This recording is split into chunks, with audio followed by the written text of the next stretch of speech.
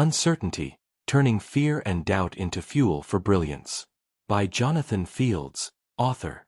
Summary. Uncertainty shows you that the condition of not knowing is nothing to fear, but the birthplace of innovation, which, if you embrace it while anchoring yourself, has an unlimited potential for growth, wealth, and happiness. Jonathan Fields could surely be considered a risk-taker.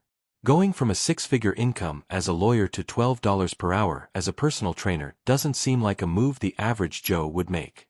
But neither is opening a yoga studio in the heart of New York City, especially the day before September 11th. Needless to say, the man's been tossed around quite a bit in his life.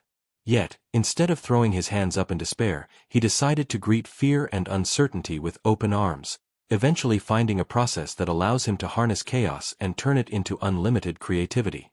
Uncertainty shows you how to do the same. Here are 3 lessons to help you turn fear into fuel.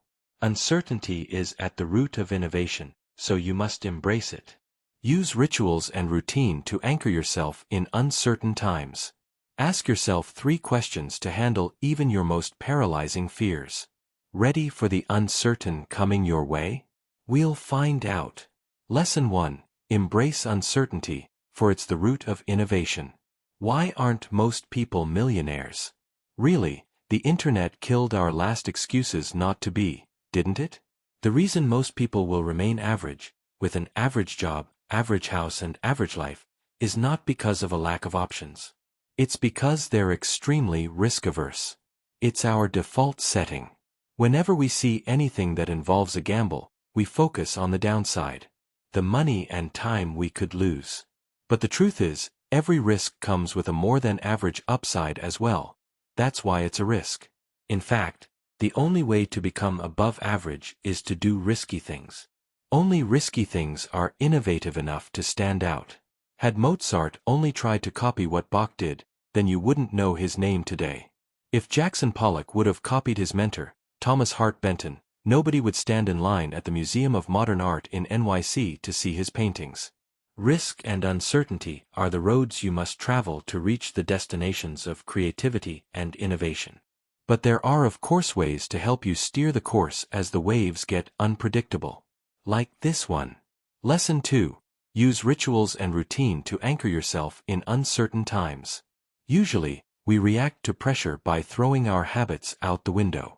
Jonathan Fields says that's exactly the wrong move, because as uncertainty gets bigger, routines anchor us and give us something reliable to hold on to.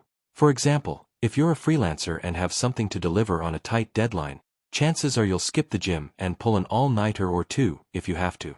But sticking to your exercise routine when things get tough is exactly what will keep you calm and stable. We often give up the thing that we need the most to keep our creativity high right then when we could really use it. Knowing what you'll do for the first hour of your morning and not waste time gives your brain a chance to take a break and work out bigger problems in your unconscious. What's more, you can use rituals to complement your creative orientation. Most of us either lean towards the creative, innovative side of an inventor, who comes up with big ideas, or the process-oriented, hands-on side of a craftsman who builds things. But sometimes you have to be both, solopreneur, anyone. And you can use routines to balance your strengths. If you have plenty of writing ideas, for example, but find it tough to sit down and start, schedule an hour every morning to just write what comes to mind, so you'll actually see your many ideas come to life. Lesson 3. Handle your worst fears with 3 simple questions. No matter what, fear will always be a part of your life. You will have to deal with it again and again. And sometimes, it's going to get really paralyzing.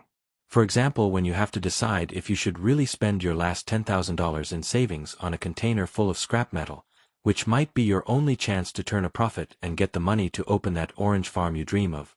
Your fear of failure could make it impossible to decide.